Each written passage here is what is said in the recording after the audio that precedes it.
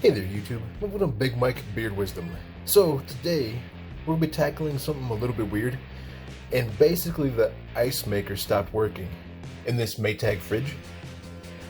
And the big thing, for me at least, is that I use like the ice in like a Yeti cup. That way if I'm on the road or something like that, or I'm out and about, to quickly cool like a soda or a drink down. That way, instead of going to a gas station paying for a more expensive soda or a drink that's already cold, I can just pour it into that cup and away I go. So first thing I'm going to do is I'm going to take this right here, and it's just a refrigerator and freezer thermometer. And I bought these a while ago because we thought we had a problem with the fridge before, and it turned out to be that the coils were just really dirty. So this might be another one of those situations where the coils are really dirty again. But what I'm going to do is I'm going to go ahead and throw this in the freezer just to see where the temperature's at, to make sure that we're hitting a cold enough point that the ice maker knows that it can make ice. Because in the little bit that I was reading about, you know, trying to figure out how to get your ice maker to make ice, there can be a thermostat in your ice maker, and if the thermostat isn't cold enough, then it won't make any ice. So real quick, I'll toss this in. So I'm just gonna have it sitting on top of the red, white, and blue sherbet. And we'll see where this is at in about an hour or so. Alright, so it's been 3 hours. Let's see where we're at.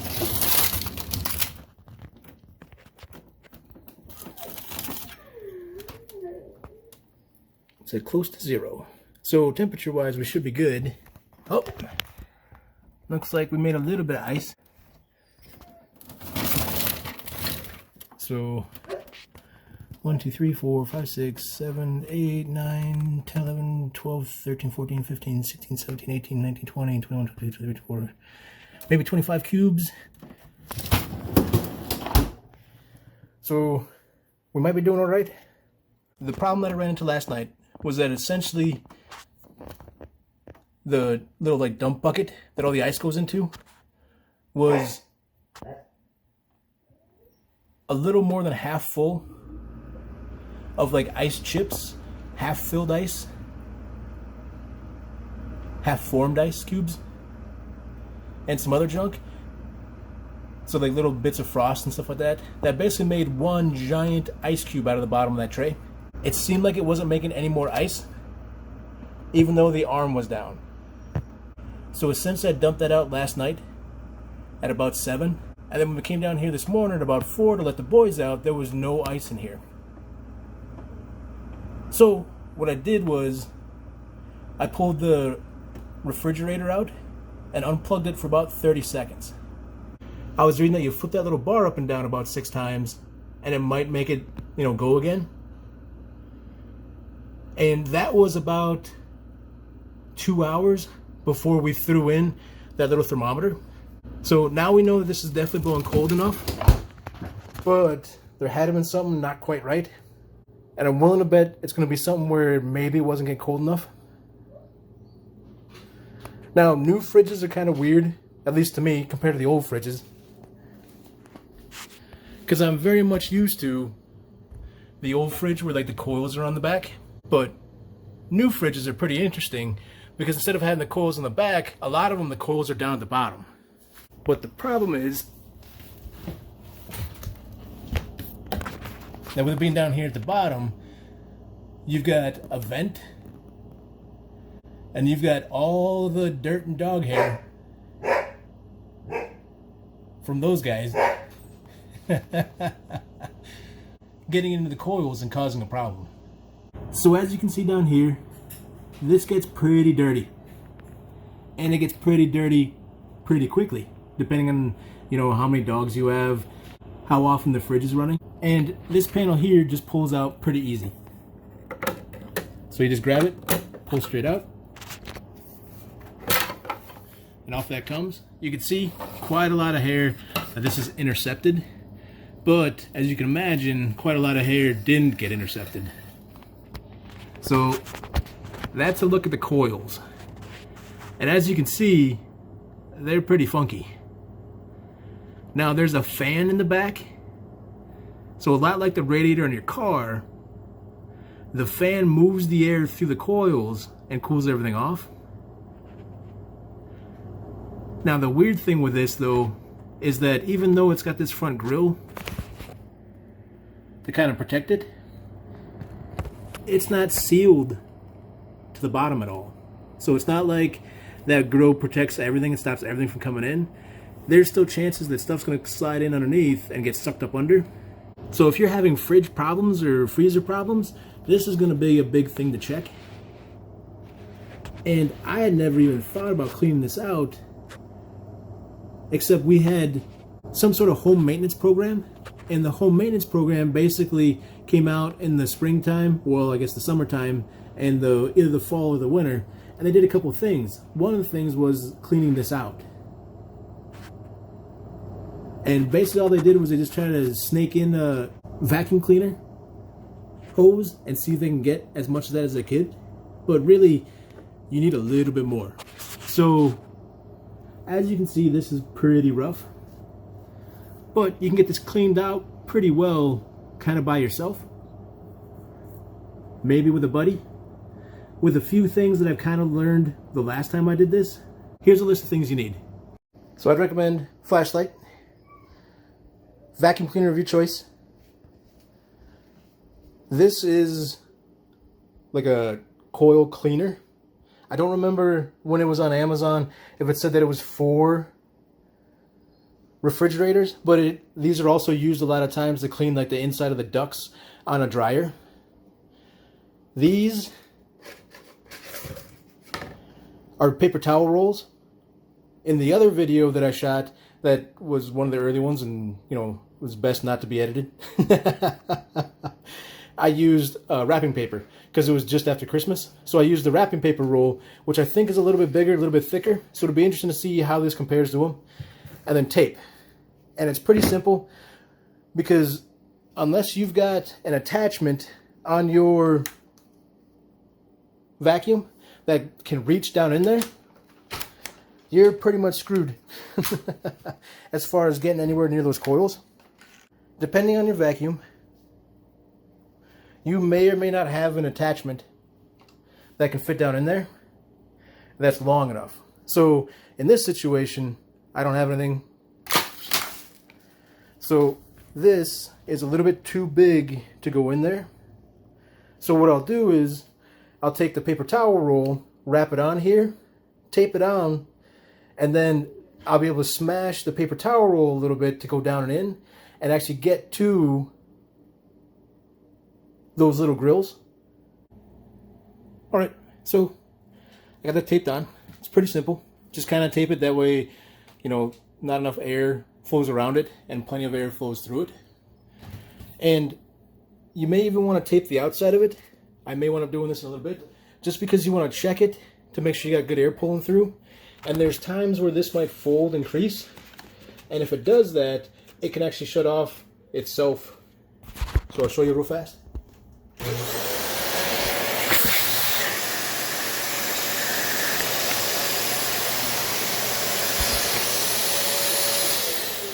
So you can see that this, when I stopped it, squeezed itself all the way down and kind of shut itself off back here.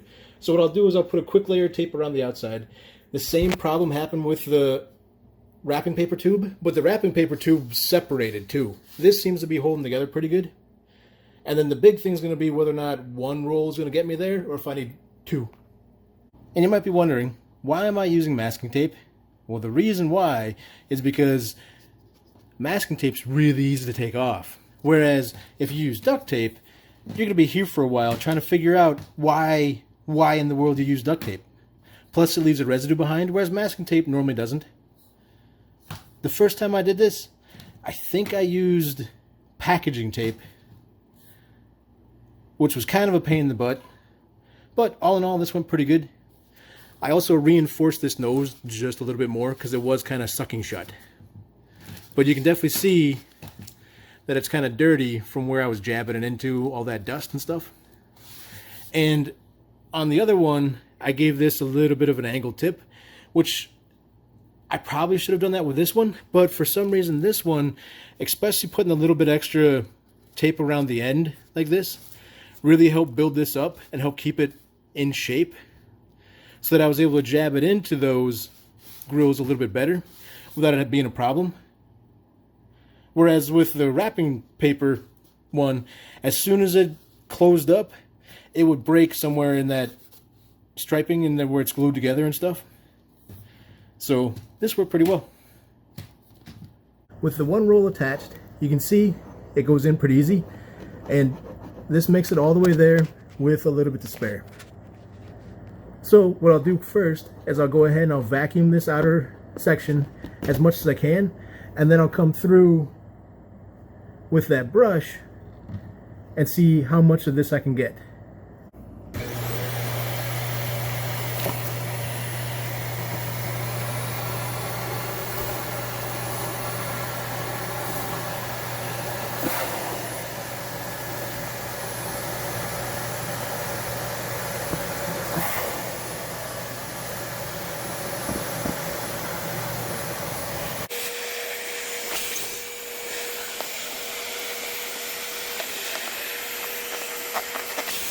So as you can see, they got quite a good bit of the coil in front. At least the dust on like the outside, but you can kind of see, like if you look at the edge there, there's more than one coil. So we essentially only did kind of like half the job then. And that's kind of where brush really comes in handy. Your fridge may differ, but this particular bend works out pretty well for me. So this has a nice little protective tip that way it doesn't jab the wire braiding into anything important. And basically all it is just a little bit of a straight shot here. It kicks back and at an angle here, gives it another angle here, and then it's straight here.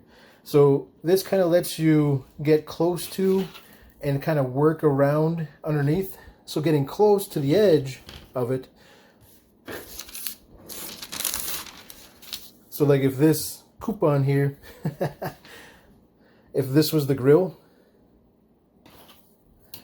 you could come up from the front, kind of hook in right there. Once you get that, you can kind of finagle it so it works in, and then slowly feed it the rest of the way in. And then you can hopefully try and work it back and forth, up and down a little bit to try and work some of the stuff out.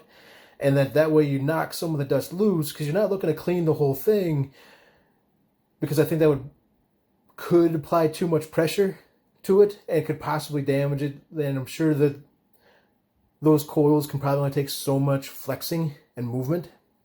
So slipping that in, getting it in there, just running it back and forth lightly, not forcing it or anything, just enough to knock it loose. That way your vacuum cleaner can come through and get it, pick the dust up, and then you're good to go. So that's pretty much the shape I bent it into. This works good on this. So this isn't the greatest view, but this is kind of hard to talk about and show at the same time. But what you want to do is you want to try and get this to gently slip in back behind it, like so.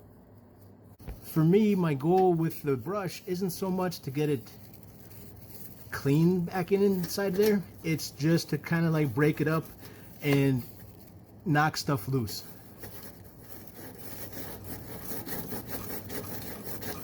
And you want to be nice and gentle with it, because last thing you want to be doing is buying a new fridge because you yanked too hard on the coils or you bent something.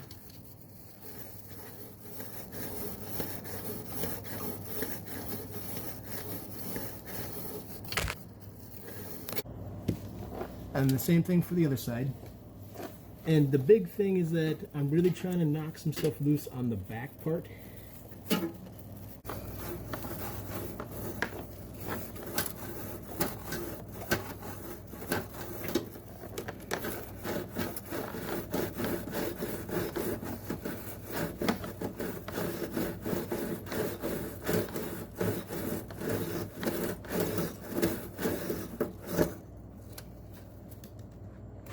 So This one's a little bit more productive. This side compared to that side, I would say I need to spend a little bit more time on this side in order to get that back coil cleaned up just a little bit more. And I need to come down that side with the vacuum to get all that dust out. But you can definitely see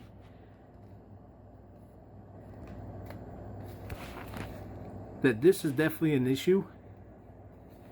That from time to time, if you're not cleaning this out, this could lead to probably a failure of the fridge and possibly a replacement that you didn't really need to replace.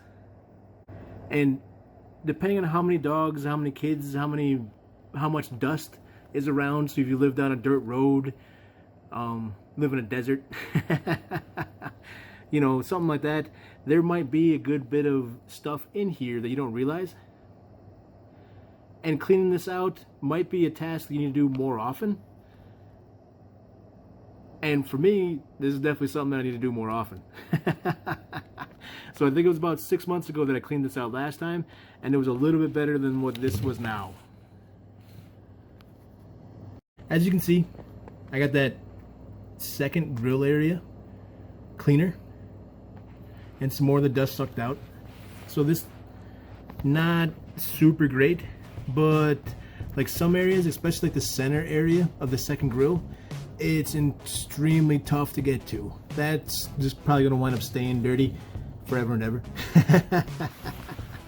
So, but you can see like the second part of the grill on the back side has become much cleaner thanks to that brush than it was when we first vacuumed this out, and it's actually almost got a straight shot in some areas thanks to the little brush. So this is probably one of those things that for me we probably need to be doing every 3 to 4 months, so about every quarter. So we should be doing it before we start having problems. But not a tough job to do, and we're fairly simple. So don't want to forget to vacuum this out real quick. And you could clean it better, but I'm kind of thinking I'm not. Just because this will probably get dirty enough soon enough. But just as easy this was to pop out, it goes back in just as easy. So just line it back up about where it's covering the wheel, and then push here in the center part. So really it feels like the snap's over here, so it's not directly over the wheel, it's over here. Same thing over here, and you're good to go. Back to not knowing whether she's clean or not. So, hope you guys enjoyed the video. Feel free to like and subscribe. Maybe get yourself a weird little cleaner, bend it so it looks kind of funny. Check you guys next time.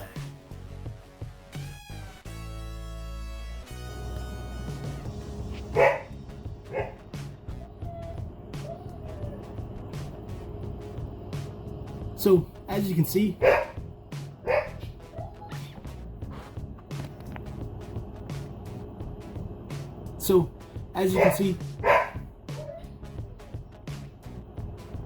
as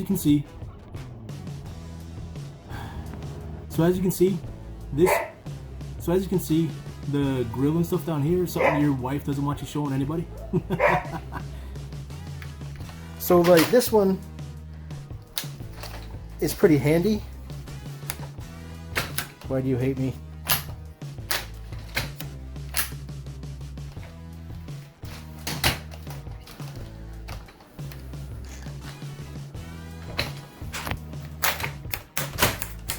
Oh, what did she do to this thing? Was there jelly beans? Oh, no. Son of a...